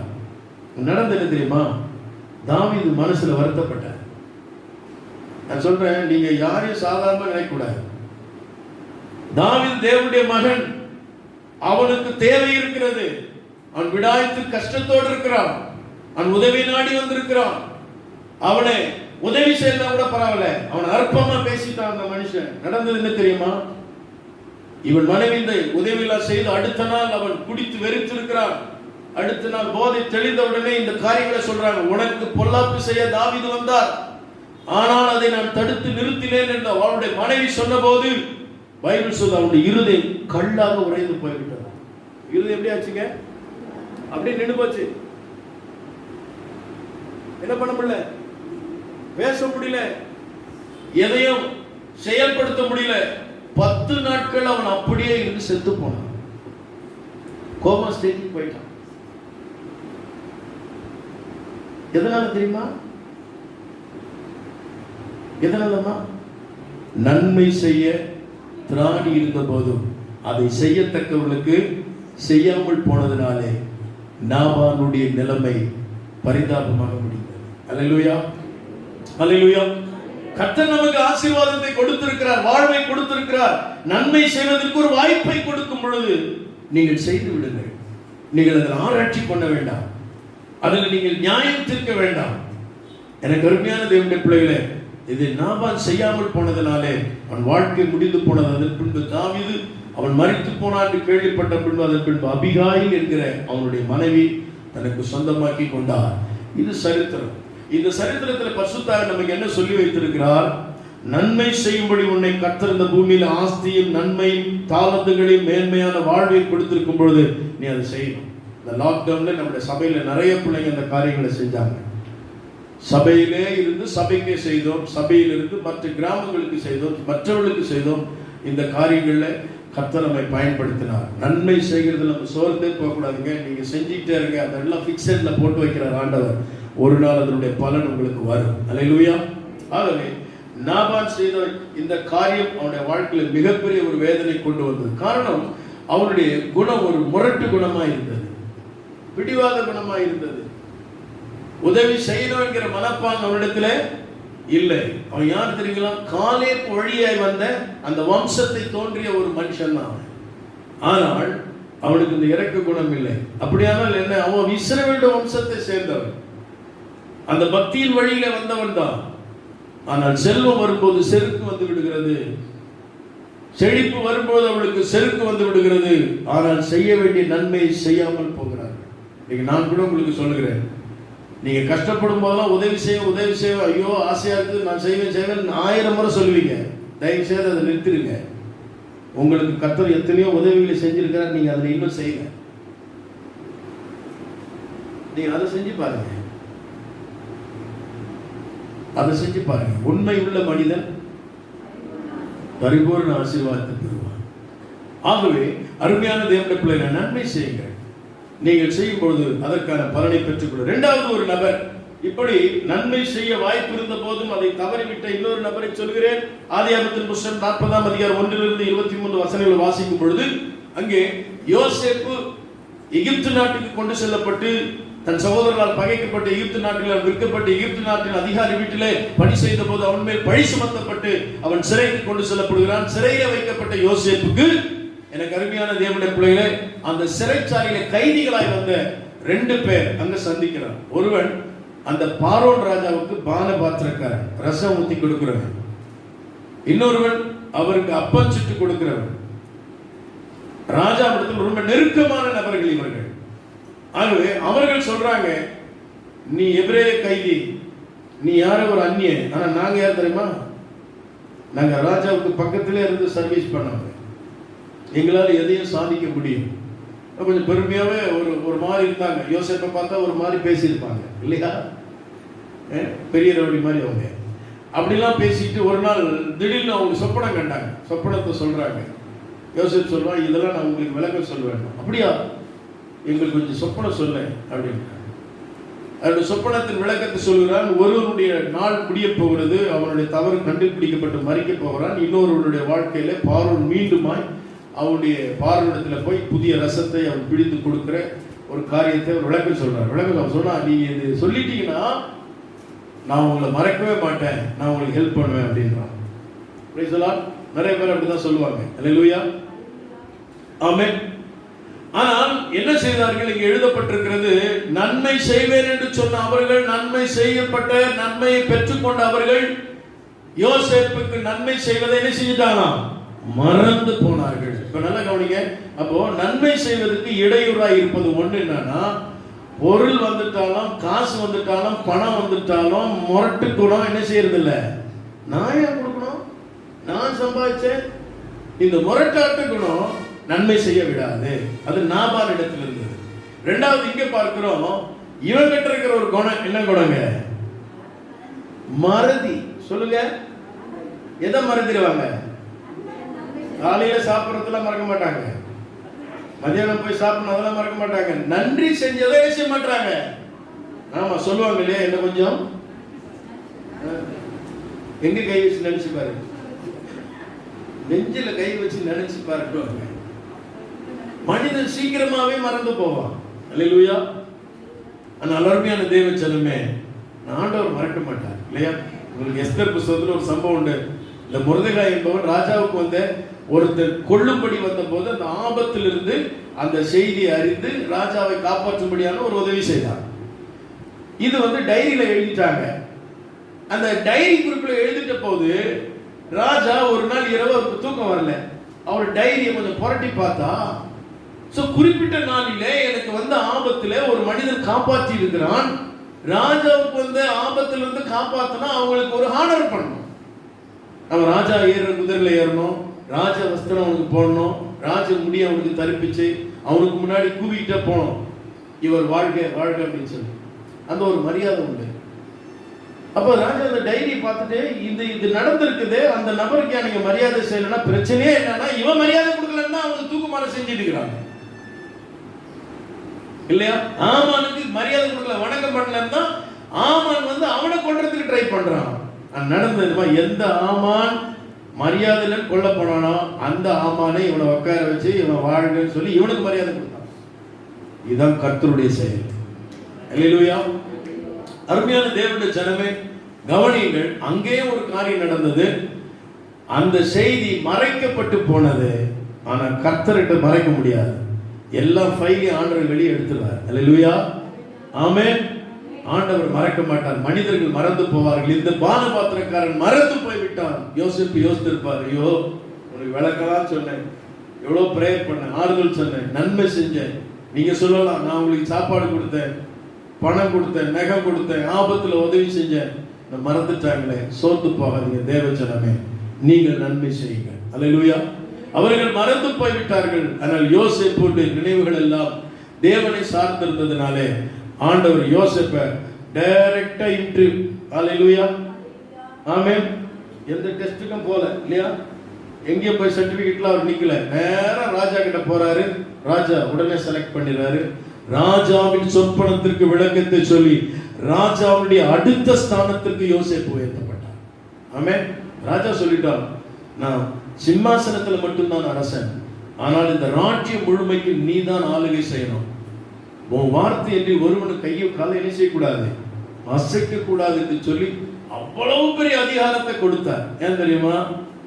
மனுஷன் நன்மை செய்யலன்னு சோர்ந்து போல கர்த்தர் அவன் செய்த நன்மைக்கு நன்மை செய்தார். கைகளை தட்டி கர்த்தரை மகிமைப்படுத்தலாமா? ஹல்லேலூயா. ஆகவே நாம் எதிர்பார்த்து செய்ய வேண்டாம், நீங்கள் நன்மை செய்யுங்கள், கர்த்தர் உங்களுக்கு பிரதிபலனை தருவார். ஆகவே இந்த பானபாத்திரக்காரன் அவருடைய வாழ்க்கையை பற்றியோ வேதத்தில் திரும்ப சொல்லப்படவில்லை. காரணம் என்ன தெரியுமா? நன்றி மறந்தவர்கள் அவர்கள். நன்மை செய்கிற வாய்ப்பு இருந்த போது அதை செய்யவில்லை. இப்போ அவன் ராஜா பக்கத்தில் இருக்கிறாங்க, அழகா காதல சொல்லலாம், யோசேப்புக்காக எந்த ஹெல்ப் அவங்க பண்ணல. அருமையான தேவ ஜனமே, இந்த காலை பொழுது கர்த்தருடைய சமூகத்தில் வந்திருக்கிறேன். இன்னொரு நபரை நான் வேக வேகமாக சொல்லி கடந்து போக விரும்புகிறேன். யோசேப்புடைய சகோதரர்கள் செய்த காரியம் உங்களுக்கு தெரியும். ஆதியாகமத்தின் புத்தகம் 37ஆம் அதிகாரம் 8 வசனத்திலிருந்து 18ஆம் வசனம் வரை தொடர் வசனங்களை வாசிக்கும் பொழுது யோசேப்பு என்கிற யாக்கோபுடைய மிகவும் நேசித்த மகனாகிய இந்த யோசேப்பை அவருடைய சகோதரர்கள் பகைத்தார்கள். எதன் நிமித்தம் பகைத்தார்கள்? முதல் காரணம் சொன்னேன், செல்வம் இருந்தது, கொடுக்க மனம் இல்லை, முரட்டாட்டம். இரண்டாவது மறதி, நன்மை செய்தவருடைய சீக்கிரத்திலே மறந்து போகிற குணம். மூன்றாவது இந்த குணம் பாருங்க, பொறாமை. என்னங்க? பொறாமை இருந்தா அவங்க நன்மை செய்யவே மாட்டீங்க. ஏன்னா அவங்க நல்லா இருக்கிறாங்க, அவங்களுக்கு ஏன் நான் நன்மை செய்யணும்? எனக்கு அருமையான தேவனுடைய ஜனமே, இந்த சகோதரர்கள்லாம் பொறாமை. அப்பா அவனுக்கு மட்டும் பலவர்ண அங்கி கொடுக்கிறார், அவனை மட்டும் சிறப்பாய் கவனித்துக் கொள்கிறார், எனக்கு ஏன் இதை செய்யவில்லை என்கிற பொறாமை இருந்தது. ஏற்கனவே இந்த பொறாமை இருக்குது. இது நடுவில் இவன் வேற சொப்பனம் கண்டு சொல்றான், நீங்க எல்லாம் என்னை விழுந்து வணங்கணும். ஏத்துப்பாங்களா? வணக்கம் போடணும்னா ஏத்துப்பாங்களா? நான் ஏன் வணக்கம் போடணும்? இப்ப சபையிலே நம்ம அப்படிதான், ஒருத்தர் மேல மனஸ்தாபம் இருந்தா நம்ம என்ன செய்யற, டக்குன்னு கனம் பண்ணுகிறதுல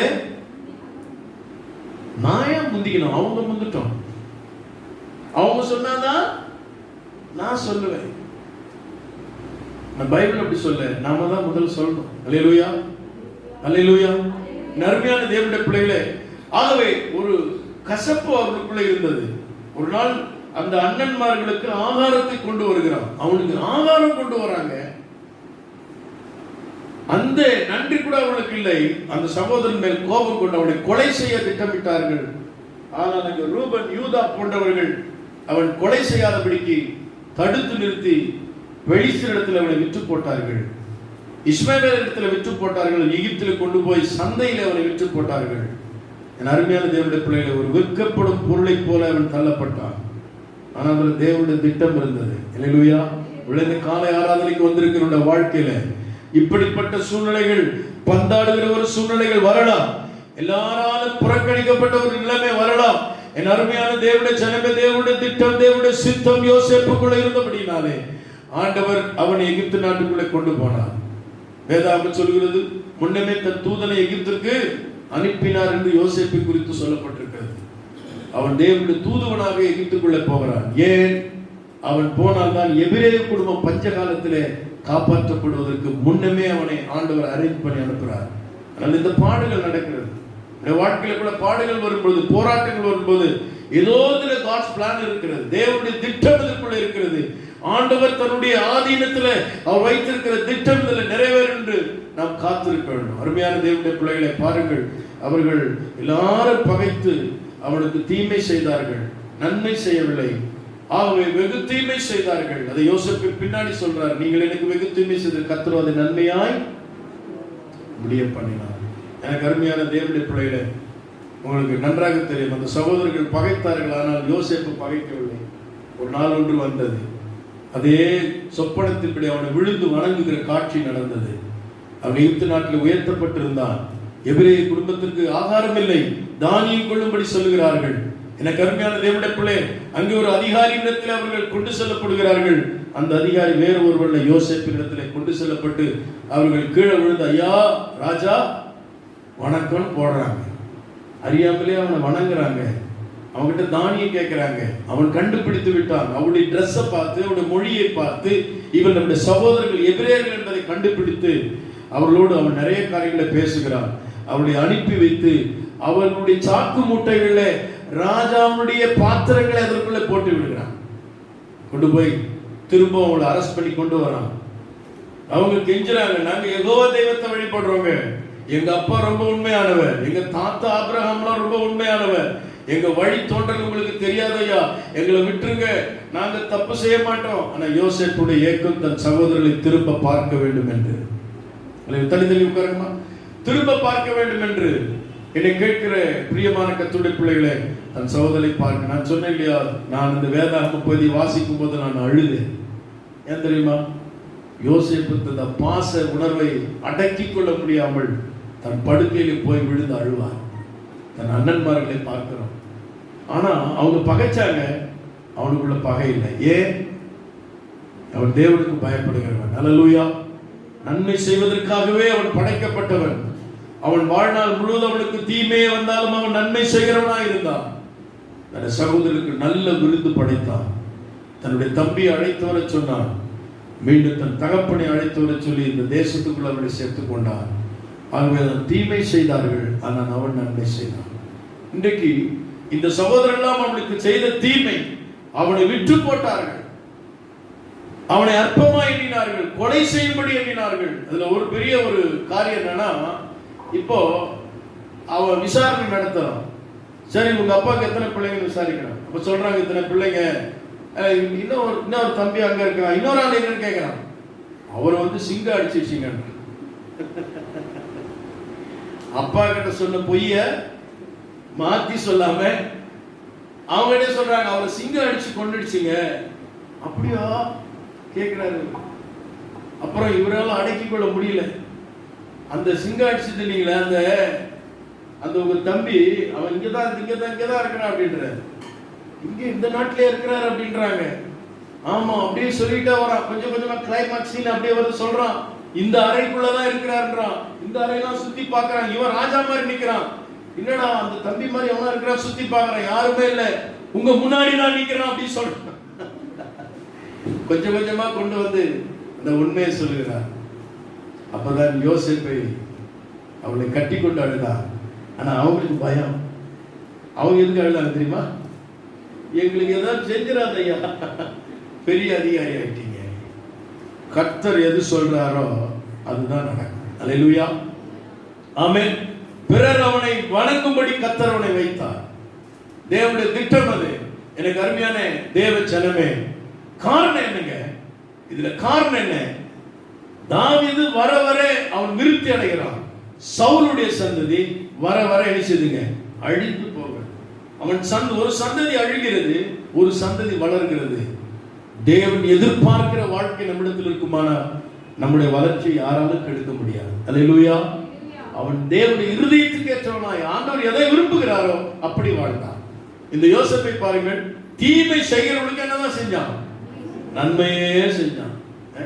இன்னும் கூட பாருங்களேன், இவன் பெரிய அதிகாரம் ஆயிட்ட பேர் போத்திபார் அவங்க வைஃப் எல்லாம் கூட அரெஸ்ட் பண்ணிடலாம். இவனை வேலை வாங்கினாங்க பாருங்க, அவனெல்லாம் கூட இவனை அரெஸ்ட் பண்ணி போட்டிருக்கலாம். இவன் மேல குற்றம் சாட்டியவெல்லாம் பிடிச்சு போட்டிருக்கலாம். யாருக்கும் தீமை செய்யலங்க அவர். ஏன்னா நன்மை செய்யும்படியாகவே தேவனாலே அற்புதமாக உருவாக்கப்பட்ட ஒரு மனிதன் இன்னைக்கு கர்த்தர்களோடு பேசுகிறார். அவர்கள் வெகு தீமை செய்தார்கள், கர்த்தர் அதை நன்மையை முடிவு பண்ணினார். அல்லேலூயா. அன்றைய தீர்மானத்தின்படி அழைக்கப்பட்டு தேவனிடத்தில் அன்பு கூறுவதற்கு சகலமும் நன்மைக்கு எதுவாய் நடக்கும். அன்பு கூறுகிறவர்கள் என்று நான் அதன் விளக்கத்தை சொன்னேன். தேவனிடத்தில் அன்பு கூறுவது என்றால் உடைய பிரமாணங்களை கை கொள்வது. உபாகமம் 5 மிக தெளிவாய் 10ஆம் வசனத்தில் சொல்றார், நீங்கள் இடத்தில் அன்பு கூர்ந்து என் பிரமாணங்களை கை கொண்டால் 1000 தலைமுறை மட்டும் நான் இரக்கம் செய்வேன் சொன்னார். அப்ப அன்பு கூறுவதனுடைய ஆழமான பொருள் என்ன? பிரமாணத்தை கை கொள்ள வேண்டும், வசனத்தின்படி வாழ வேண்டும். அவர் என்ன சொல்றாரோ அதன்படி செஞ்சாதான் அவரிடத்தில் அன்பு கூறுவதின் அர்த்தம். ஆகவே தேவனிடத்தில் அன்பு கூறுவதற்கு சகல நன்மைக்கு எதுவாக நடக்கும், கிறிஸ்தவங்களுக்கு நடக்காது. ஏன்? கிறிஸ்தவம் பேர் மட்டும் வச்சிருக்கணும். ஆனால் தேவனிடத்தில் அன்பு கூறுவதுன்னா பிரமாணத்தை கை கொள்ற கிறிஸ்தவங்க, வசனத்தின்படி வாழ்ற கிறிஸ்தவங்க, அவங்களுக்கு பேர் தான் ஆவிக்குரியவங்க. பரிசுத்த ஆவி பெற்று அந்நிய பாஷை பேசுறவங்க ஆவிக்குரியவங்க கிடையாது. பரிசுத்த ஆவியானவர் உங்களை நடத்தி செல்கிற வசனத்தின்படி வாழ்றவங்க பாருங்க, அவங்க தான் ஆவிக்குரியவங்க. அப்படிப்பட்டவர்களுக்கு சகலம நன்மைக்கு எதுவாக நடக்கும். இப்படி தீமையே செய்தவர்களுக்கு நன்மை செய்யும்படியாக ஒரு அற்புதத்தை கர்த்தர் இங்கு செய்கிறதை நாம் பார்க்கிறோம். அல்லேலூயா. 4வது ஒரு குறிப்பு, இன்னொரு விஷயம், மத்தேயு சுவிசேஷம் 18ஆம் அதிகாரம் 24ஆம் வசனம், 18-24 நேரம் முடிகிறது, நான் வேகமாக போகிறேன். வேகமா வாசிங்க இல்லையா?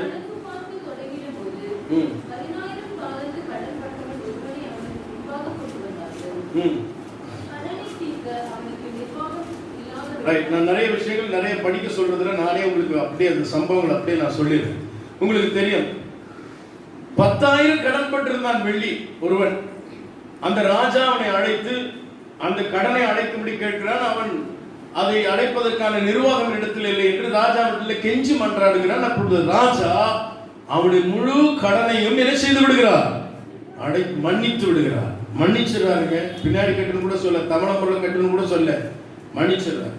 இப்போ கடன் மன்னிக்கப்பட்ட அவன் இப்போ விடுதலை வெளியே போறான். இப்பெல்லாம் பாத்தீங்கன்னா ஜெயில இருந்து வெளியே வந்ததுன்னா இன்னொரு தப்பு பண்ணிடுறான் இல்லையா? அது மாதிரி தான் இங்க நடந்தது. வெளியே விடுதலையோடு வரான், இலவசமா அந்த விடுதலை கிடைச்சிருக்குது. பாருங்க, வெளியே வந்ததுமே அவனிடத்துல ஒருத்தர் 100 வெள்ளி கடன் பட்டிருந்தான். 10,000 கடன் மன்னிக்கப்பட்டதுங்க. 100 வெள்ளி கடன் பட்டவன் அவனால் என்ன செய்ய முடியல, மன்னிக்க முடியல. அவன் கழுத்தை நெரித்து இப்பவே கட்டுறான், அவனை பயங்கரமாக இம்சைப்படுத்துகிறான். இந்த செய்தி ராஜாவுக்கு போகிறது. கடனை மன்னித்த அந்த அரசனை கேள்விப்பட்ட உடனே அவனை விசாரித்து பார்த்தபோது தன்னிடத்துல கடன் பட்டவனை மன்னிக்க முடியவில்லை. இவ்வளோ பெரிய கடனை மன்னிச்சிருக்கிறார், மன்னிக்க முடியுது. நன்மையை பெற்ற அவன் மற்றவர்களுக்கு நன்மை செய்யணும் என்கிற அறிவு இல்லை.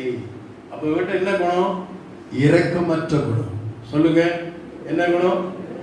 முரட்டு குணம். நன்மை செய்யாம போனவங்களுடைய குணாதிசயங்களை கூடவே சொல்றேன். முதல் நாபால், அந்த நாபால் என்கிற அந்த மனிதன், இந்த நாபாலுடைய குறித்து வாசிக்கும் போது அவன் முரட்டு குணம் இல்லையா? நான் ஏன் கொடுக்கணும்? 2வது வானபாத்திரக்காரன், நன்றி மறந்த, நன்றி மறக்கிற ஒரு குணம். 3வது என்ன குணங்க? பொறாமையினாலே நிறைந்த குணம். 4வது பார்க்கிறோம், இரக்கமற்ற ஒரு குணம். இரக்கம் இல்லாதவங்க நன்மை செய்ய முடியாது, பொறாமைப்படுறவங்க நன்மை செய்ய முடியாது. புரியுதுங்களா? முரட்டாட்டமா இருக்கிறவங்க நன்மை செய்யவே முடியாது. தேவ ஜனமே, இந்த முரட்டாட்டம்னா நிறைய விஷயங்கள் சொல்ல முடியும். சமீபத்தில் கூட ஒரு ஊராட்சி தலைவியை கீழே உட்கார வச்சுட்டாங்க. ஒரு ஊராட்சி தலைவியை கீழே உட்கார வச்சுட்டாங்க. அவங்க தாழ்த்தப்பட்டவங்க என்பதனால கீழே உட்கார வச்சாங்க. ஊராட்சி தலைவர் அவங்க வந்து எலெக்ட் ஆகி வந்திருக்கிறாங்க.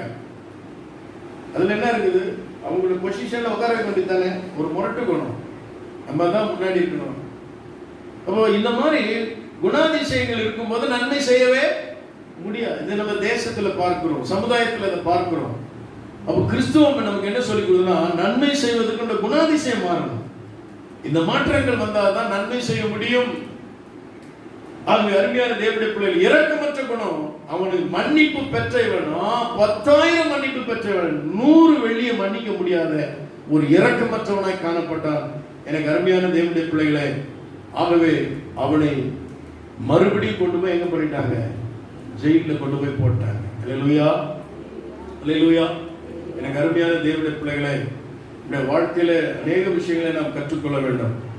நாம் தேவனை தேடுவது கூட எப்படி நாம் அந்த பானபாத்திரக்காரன் மறந்து போனான், அது போல நாம கூட அநேக நேரங்களில் தேவன் செய்த நன்மைகளை என்ன செய்யறோம்? மறந்து போவோம். நாம் மற்றவர்களுக்கு நன்மை செய்ய வேண்டும் என்பதை மறந்து போகிறோம். ஆனால் தேவனுடைய உதவியை மட்டும் நம்ம நாடுறோம். சிலர் எப்படி உதவி நாடுறாங்கன்னா, அந்த ஆபத்துல மட்டும் தேவனை தேடுறாங்க. எதுலங்க? ஆபத்துல மட்டும் ஆண்டவரை தேடுறாங்க. ஆனால் நம்ம வாசிச்ச இந்த யோசேப்பு போன்ற பக்தர்கள், தானியேல் போன்ற பக்தர்கள், தாவீது போன்ற பக்தர்கள், இவங்களாம் பார்த்தீங்கன்னா அவங்க நெருக்கத்துல மட்டும் தேடல, எப்பொழுதும் கர்த்தரை தேடினாங்க. அல்லேலூயா, அல்லேலூயா. அதனாலதான் அவங்க நன்மை செய்ய முடிந்தது. தேவனோடு கூட நெருங்கிய உறவு வைத்திருக்கவங்க தான் நன்மை செய்ய முடியும். ஆபத்துல ஆண்டவரை நோக்கி அழைக்கிறவங்க, ஆபத்து நேரத்துல மட்டும் உபவாசம் போட்டு ஜெபம் பண்றவங்க, ஆபத்து நேரத்துல மட்டும் பாஸ்டர் இடத்துல வந்து ஜெபிச்சு கொள்றவங்க, அந்த வளர்ச்சி சரியற்ற வளர்ச்சி. அப்படிப்பட்டவங்க ஆண்டவரால் உருவாக்கப்பட்டு நன்மை செய்யவே மாட்டாங்க. இயேசு நன்மை செய்தது போல இவங்க நன்மை செய்யவே மாட்டாங்க. காரணம், தேவனுக்கும் இவங்களுக்கு உறவு இல்லை. இயேசு நன்மை செய்கிறவராய் சுற்றி தெரிய காரணம் என்ன? பிணியாளிகளை குணமாக்க காரணம் என்ன? அசுத்தாவை பிடிதலை விடுவிக்க காரணம் என்ன? வேதம் சொல்லுது, தேவன் அவரை பரிசுத்த ஆவியினாலும் வல்லமையினாலும் நிரப்பினார். அவர் தேவனோடு எப்பொழுதும் தொடர்பு கொண்டிருந்தார். என் பிதாவின் சித்தம் செய்வதே என்னுடைய போஜனம் என்று சொல்லுகிறார். அப்ப இயேசுவோட ஒரு கனெக்ஷன் எப்பவுமே இருந்துகிட்டே இருந்துச்சு. ஆனா நம்முடைய வாழ்க்கையில் நம்ம அப்படி செய்கிறது இல்லை. ஒரு படகோட்டி என்ன செய்தானா, அவர் படகை செலுத்தி கொண்டிருக்கும் போது பயங்கரமான புயல் வந்தது, காற்று வந்தது. அந்த ஆபத்து நேரத்தில் மட்டும் அவன் ஜெபம் பண்ணான். அல்லேலூயா.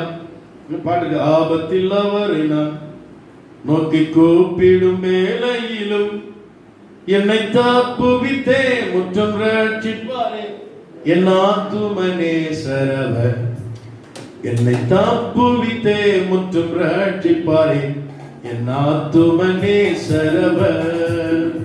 அவர் சேட்டையின் கீழ் அடைக்கலம் புகவே தம் சிறகுகளால் மூடுவார். சேட்டையின் கீழ் அடைக்கலம் புகவே தம் சிறகுகளால். ஆபத்துல மட்டும் ஆண்டவரை தேடுறவங்க.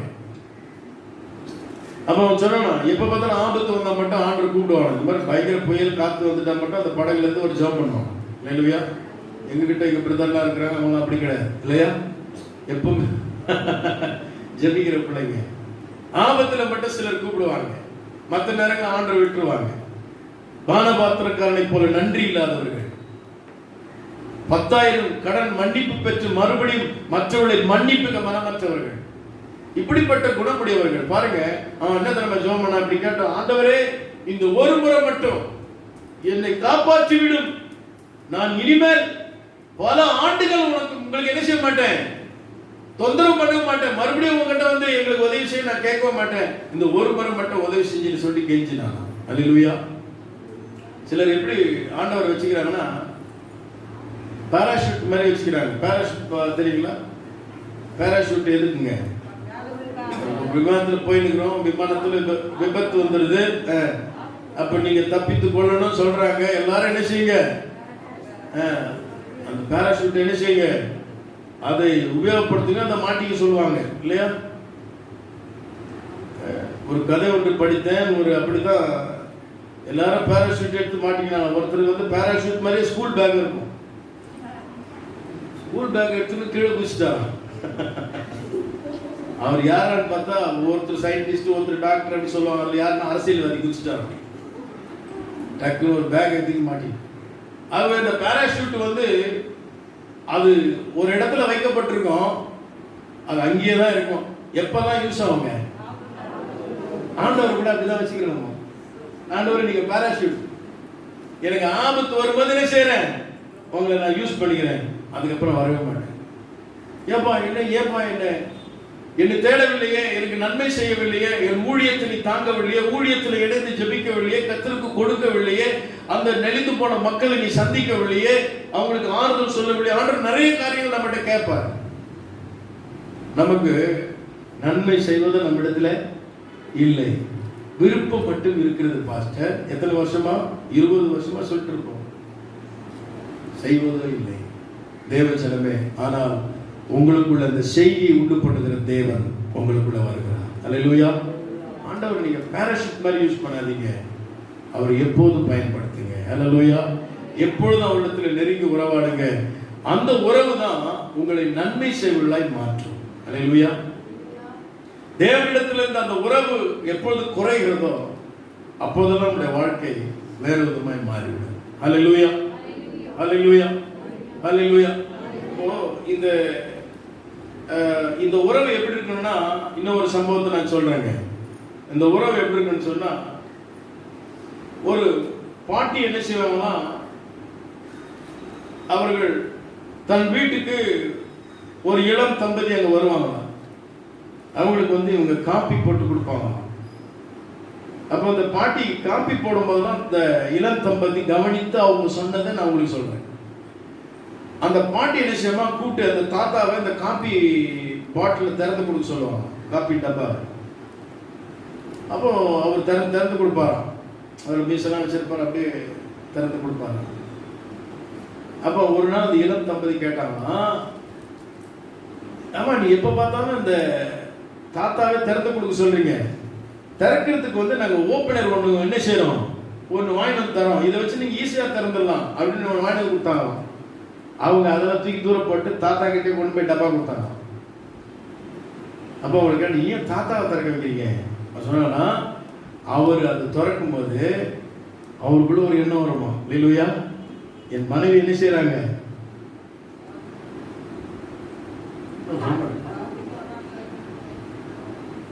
அவருக்கு என்னென்னலாம் எண்ணம் வரும், எண்ணமே வரலையா? ஏங்க இது கொஞ்சம் ஹெல்ப் பண்ணுங்கன்னு கேக்குறாங்கம்மா. அவருக்கு என்ன எண்ணம் வரும் சொல்றாரு பாருங்க. முதல் பெருமை வரும், அப்புறம்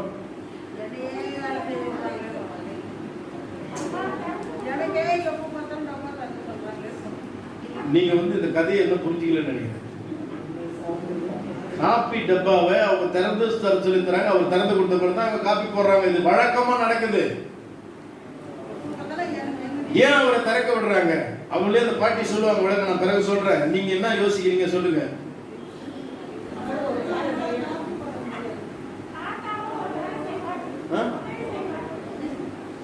பாருங்க, வெரி குட். நம்மளால மட்டும்தான் திறக்க முடியும் என்ற ஒரு என்கிட்ட தான் திறமை இருக்குதுன்னு ஒரு எண்ணம், ரைட். அப்புறம் பாருங்க, வெரி குட், சூப்பர். நான் இல்லைன்னா இந்த மனைவியால தனியா செய்ய முடியாது. ஒரு எண்ணத்தை உருவாக்குறாங்க பாருங்க. அப்புறம்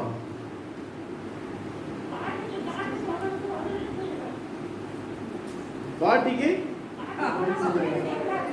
நான் எங்க வைஃப்க்கு நான் ஹெல்ப் பண்றேன் அப்படின்னு ஒரு எண்ணம் பாருங்க. அதுல பெருமையும் இருக்கும், அதுல மகிழ்ச்சியும் இருக்கும், அதுல தன்னம்பிக்கை இருக்கும், தான் ஒரு ஆண்மை என்கிற வந்து உணர்வு இருக்கும்.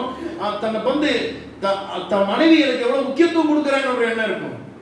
சிலர்லாம் பார்த்தீங்கன்னா தன்னாலே தாமே செஞ்சு அதில் மாட்டிக்குவாங்க. 3000 ரூபாய் கட்டினேன், எடுத்து ஓட்டான். யார் கட்டின?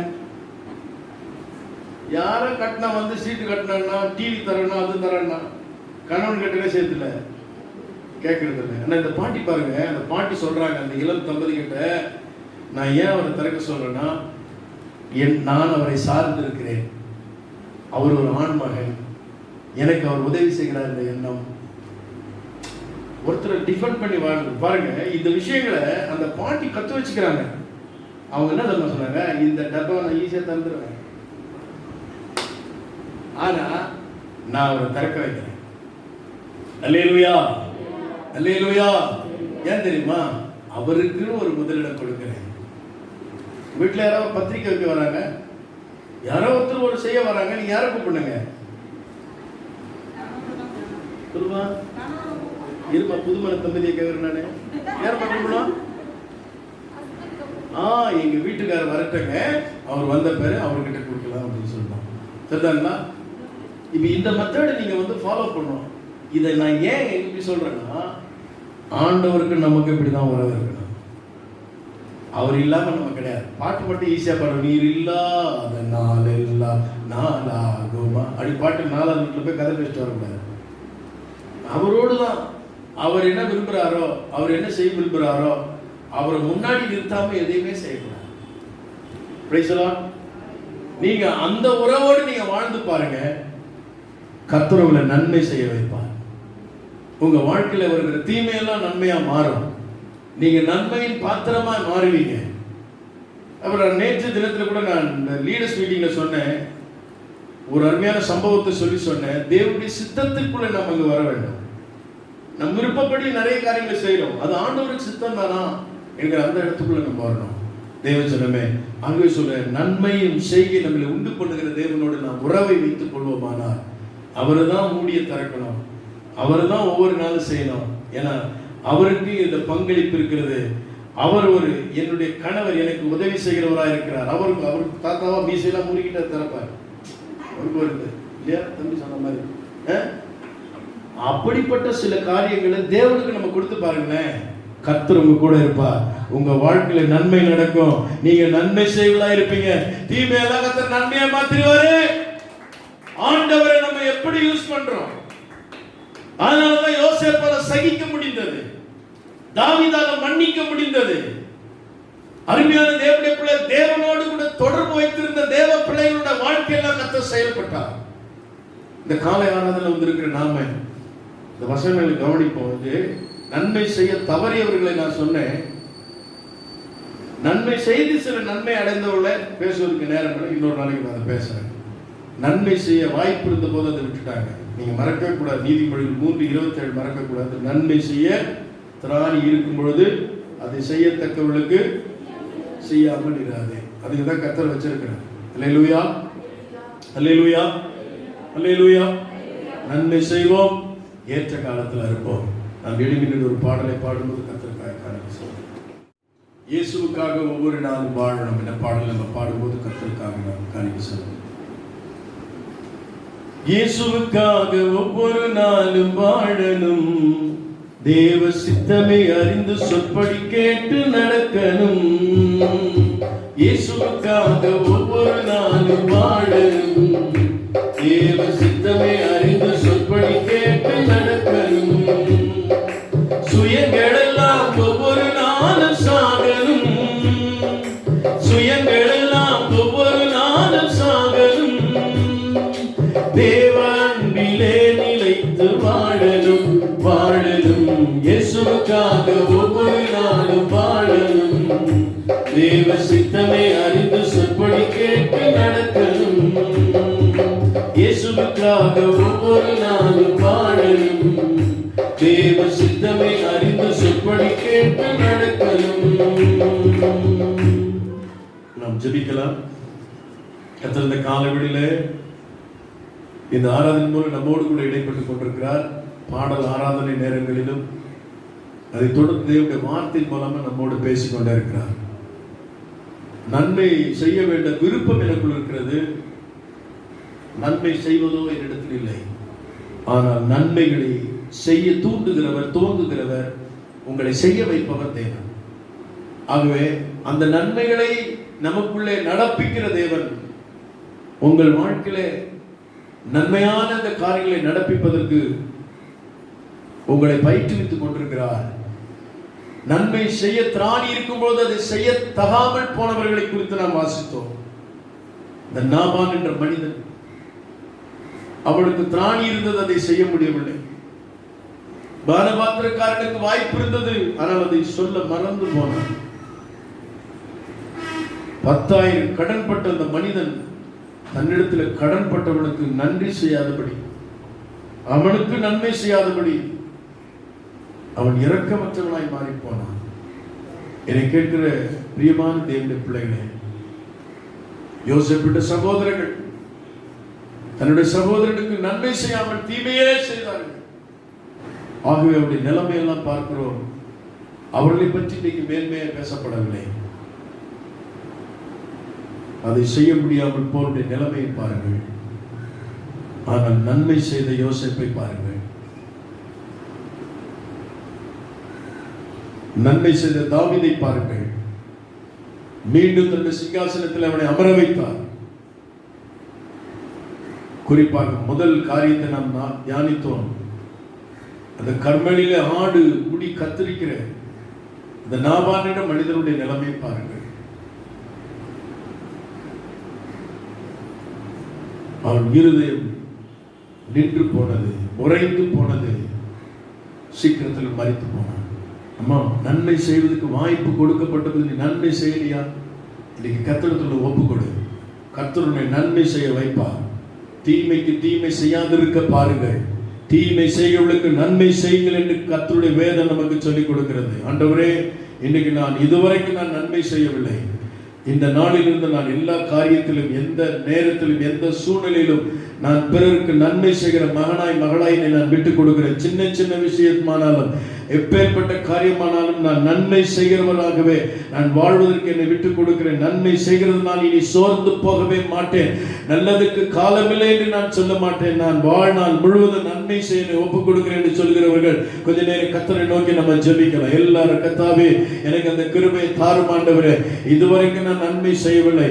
இந்த நாளில் நான் நன்மை செய்ய போறேன். என் குடும்பத்தில், வீட்டாரிடத்தில், ஆண்டவரே, சமுதாயத்தில், திருச்சபையில், எல்லா காரியத்திலும் ஆண்டவரே நான் நன்மை செய்யும்படி என்னை நான் ஒப்புக் கொடுக்கிறேன் என்று சொல்லி, ஆமென், சொல்வதனால் மட்டுமல்ல, கிரியின் மூலமாக நாம் அதை நடப்பிக்க போகிறோம்.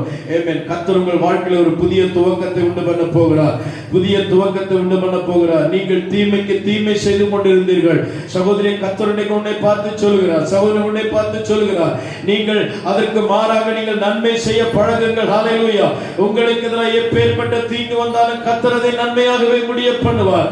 ஆகவே அருமையான தேவனுடைய பிள்ளைகளே, உங்களுடைய செயலை கண்டு கர்த்தர் உங்கள் வாழ்க்கையில் அற்புதத்தை செய்ய போகிறார். இன்னைக்கு ஆண்டவரத்தில் ஒப்பு கொடுத்து ஜெபம் பண்ணாம எல்லாரும் ஆண்டவரத்தில் கேளுங்க. ஏசப்பா, அந்த கிருபை எனக்கு தாங்க, கிருபை எனக்கு தாங்க ஆண்டவரே. நன்மை செய்யும்படியான திராணிய பெரணி எனக்கு தரும்படியாய் என்னை ஒப்பு கொடுக்கிறேன் ஆண்டவரே. நன்மை செய்கிறவராய் சுற்றி திரிந்தேன் ஆண்டவரே, அந்த கிருபை எனக்கு தாரும் என்று கேளுங்க. கர்த்தர் உங்களுக்கு அந்த கிருபை தருவார். நீங்கள் நன்மை செய்ய போகிறீர்கள், நன்மை செய்ய போகிறீர்கள். இனி தீமை அல்ல.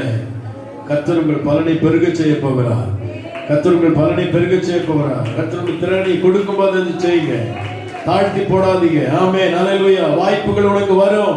வசதி இல்லாத போது நான் நன்மை செய்வேன் நீ சொல்லுவேன். ஆனா வந்துட்டா செய்ய மனசு வராது. வாழ்க்கை அது முடக்கப்படும். ஆனா கர்த்தர் இன்னைக்கு அதை உடைக்கிறார். எந்த சூழ்நிலை நீ நன்மை செய்கிற மகளாகவே உன்னை காண்பிக்க வேண்டும். நன்மை செய்கிற மகனாகவே நீ காணப்பட வேண்டும். ஆண்டவர் அந்த கிருபை உங்களுக்கு தரும்படியாக தேவன் தாமே உதவி செய்வாராக. Glory to God, glory to God. என்னோடு கூட இந்த ஜெபத்தை சொல்லுங்க. பரலோக பிதாவே, குமாரனாகிய இயேசுவின் நாமத்தினால் எங்களை தாழ்த்தி படைக்கிறோம்.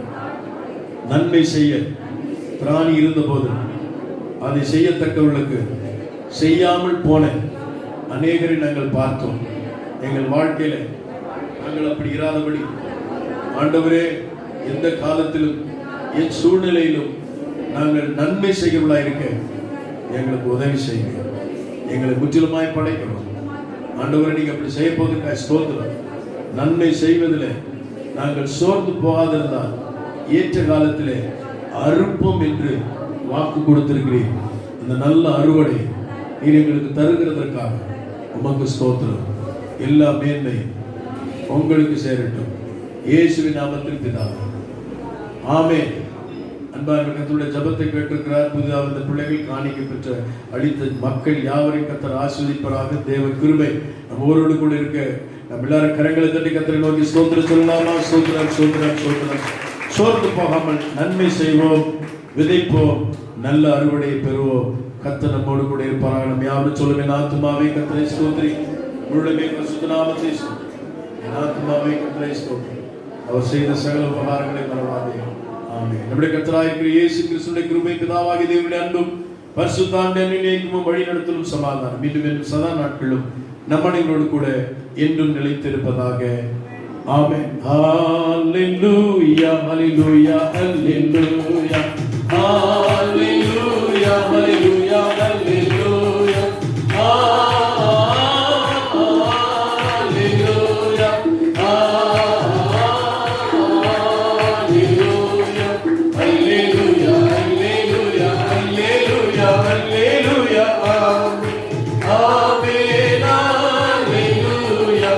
amen hallelujah amen hallelujah hallelujah amen hallelujah amen hallelujah. God bless you. கர்த்தர் உங்களை ஆசீர்வதிப்பார்.